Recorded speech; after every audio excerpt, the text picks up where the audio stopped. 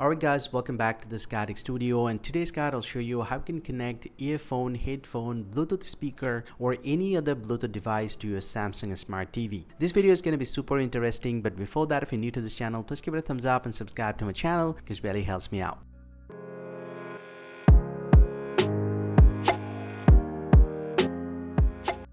Well, so today I have my AirPods Pro right here. So let's say I just want to connect this to my Samsung Smart TV. You can actually connect any Bluetooth device to your Samsung Smart TV following the same process. Well, so now to do that, the very first thing that you have to do, you just need to come to the TV homepage, and from here you just need to go all the way to the left side until you see the settings option. So you'll get to see the settings. So just go ahead and press OK button from your remote, and this will get into the settings option right here. And from the settings menu, you just need to come down to this option called sound. Inside the sound, you just need to press the side arrow button and you'll get to see the first option, sound output. You just need to press OK from the remote, and this will get into the sound output option. So you'll get to see it's selected with the TV speaker. So now to connect the Bluetooth device, you just need to come down to the last option right here, the Bluetooth speaker list. You can go ahead and tap on these, and once you do that, this will take you to this page and this will search for the Bluetooth device. So I'm going to open up my AirPods Pro right here. Make sure device that you want to connect, it is in pairing mode. So you can actually have the dedicated button with every Bluetooth device. You can press and hold in order to reset the device, and once you do that, this will take a little time and the device name will pop up on your TV. Now to connect this, all you have to do is just need to press OK. You just need to select that and press OK